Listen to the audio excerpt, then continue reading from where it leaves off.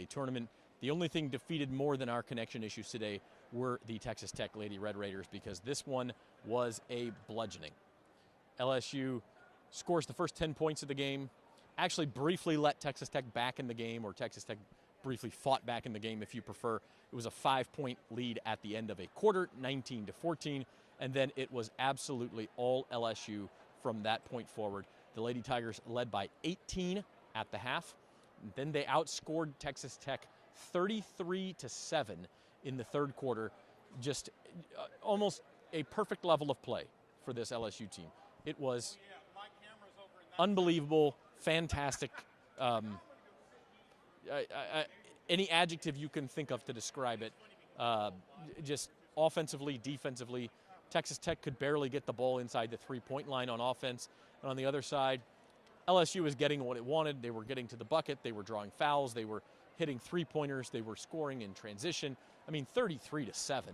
And we're not talking about, you know, no disrespect to Jacksonville, the Tigers' opponent on Friday night. This was not a 15 seed. This was Texas Tech. I mean, they had won a game in the NCAA tournament. They had some good wins in the Big 12 this year. They finished high in that league. I mean, they were a borderline top 25 team, and LSU just completely ran them out of this building and advanced on their way to the Sweet 16. LSU will find out next. They will find out, I guess, later tonight exactly when they will play next weekend. But they will be in Sacramento. They will face the winner of Duke and Baylor. Duke certainly favored to win that game, but it would be interesting if Kim Mulkey faced her old team in Baylor. But that will be the matchup. What we don't know is whether that game will take place Friday or Saturday in Sacramento. And then if LSU wins that game, they would play either Sunday or Monday in the regional final. With UCLA, you know, they've still got to play tomorrow, but very, very likely waiting on the other side of that regional.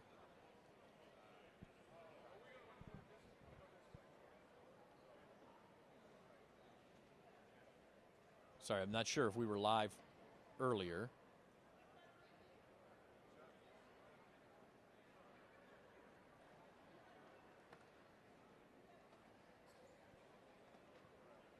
We are live here on the LSU We are live here on the LSU Sports Insider postgame show for women's basketball. LSU beating Texas Tech 101-47. Zach Ewing, deputy sports editor at The Advocate and Times-Picayune, with you. And we are recapping LSU's win, 101-47 over Texas Tech. Our apologies for some technical problems earlier. We kind of have cut on and cut off a couple of times, but we are here live with you. And LSU is in the Sweet 16 for the fifth consecutive year under Coach Kim Mulkey under Coach Kim Mulkey. LSU is in the Sweet 16, won the national title, of course, in 2023, and reached the regional final last year. They're back in the Sweet 16. They will play in Sacramento against either Duke or Baylor. We will find out next weekend, or we'll find out later tonight who LSU plays next weekend. But if LSU plays anything like they did today, their opponent is going to have a difficult time in that game, whether it be Duke or Baylor. And that is because LSU played at a peak level today against Texas Tech. They led by 18 at halftime. Just for some context, the point spread in this game was LSU by 25.5. They were certainly expected to win and win fairly big. So when they're up 18 at half, you say, well, that's better than expected. That's on pace for a 36-point victory, right? They're playing above their level. Then they went out and outscored Texas Tech by 26 points in the third quarter, 33-7. Flau'jae Johnson leaves the game early in the fourth quarter, about 7 minutes to go in the game. A tearful goodbye. The crowd was roaring for her. They were holding up their four signs. She was waving to the crowd, crying into her towel, just tears of absolute joy that she could end her career on this floor at the PMAC with such a positive experience. And boy, was she good. 24 points, 9 of 13 from the floor. You could tell she was just ready to go in this one. And LSU played really, really, really well. 33-7 in that third quarter.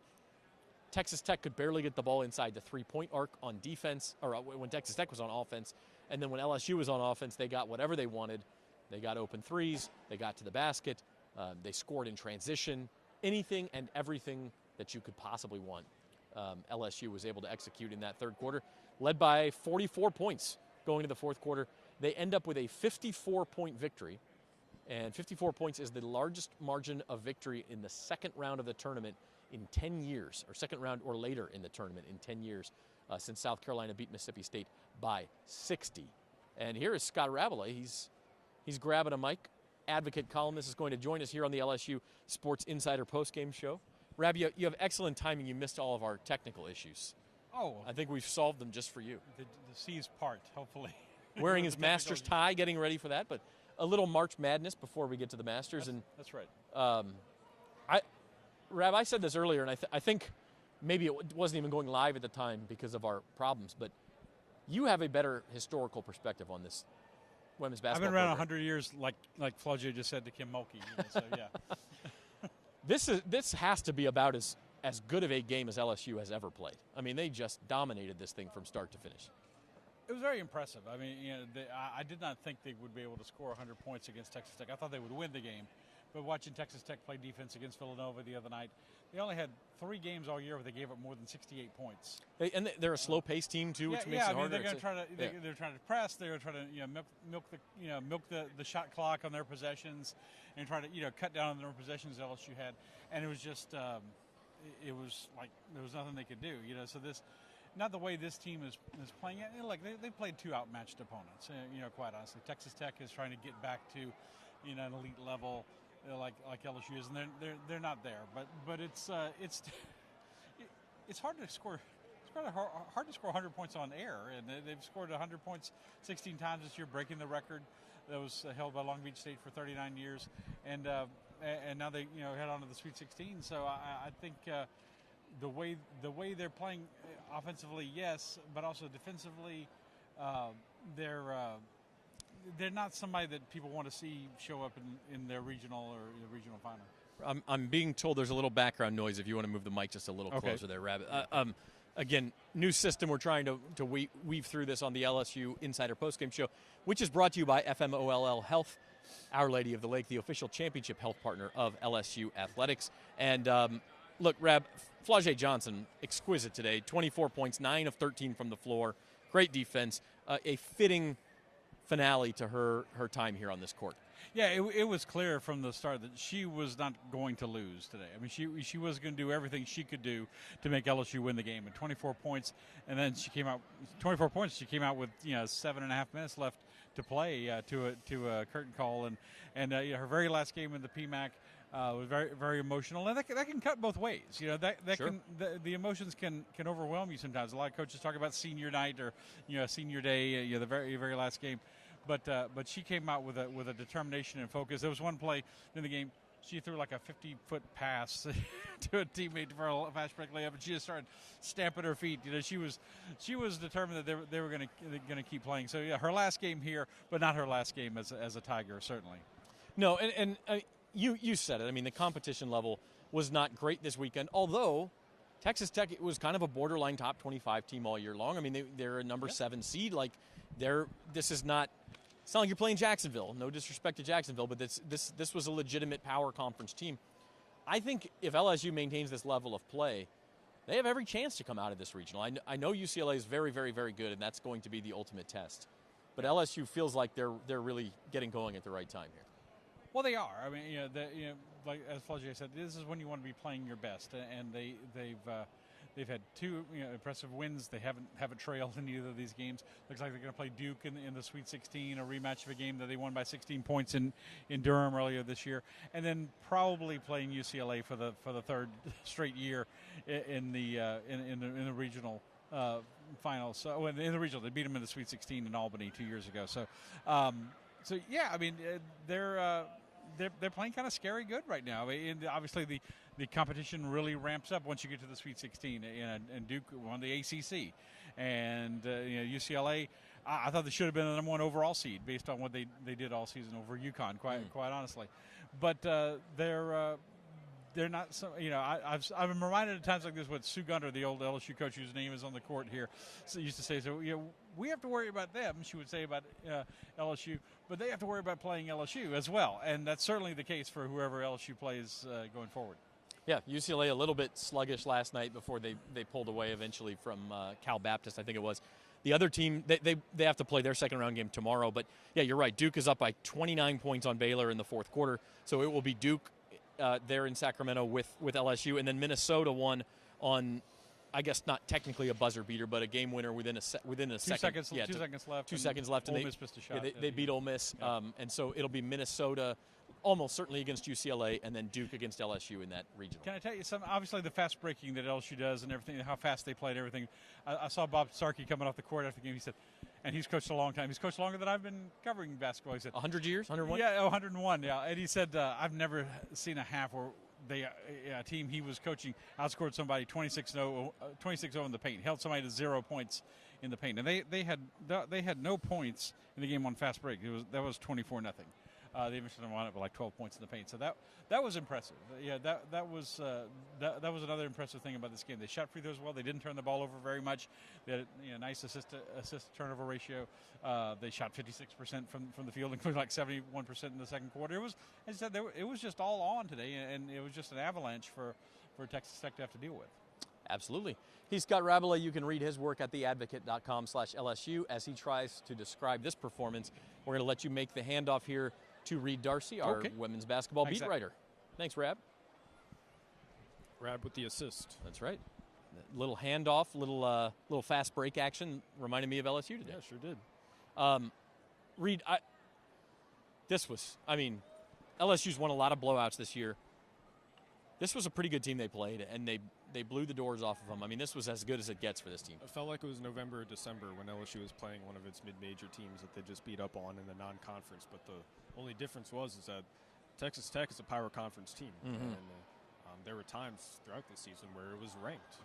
It got off to a really good start, and it had a pretty good stretch of Big 12 action. It beat both Baylor and TCU earlier in the season. So this is a quality team that plays quality defense. If you watch that game against Villanova here on Friday night, it was such a tough physical game, and that was because Texas Tech really prides itself on being that tough physical defensive team, and they just had no shot at stopping anything LSU could put out there. It really started for LSU on the defensive end of the floor, and once they're getting stops, forcing misses, grabbing turnovers, and getting out in transition, they're doing that consistently, then very few teams in the country can beat them, including the top seeded teams in the country like UCLA. There was a moment when it was after the third quarter, and I'm just reminded of it now. LSU outscored Texas Tech 33-7 in the third quarter, and the referees come over and they meet on that side of the court after each quarter and just talk about any calls or just sort of hold court while the teams are in timeout. And the referees came over and they were right in front of us, and I just saw one of them go, "Wow!" I missed that. Even the referees were impressed by LSU in that third. I mean, Texas Tech didn't score. I mean, first of all, LSU had the game in hand at halftime. It's an 18-point lead at halftime. You're probably not coming back from that anyway.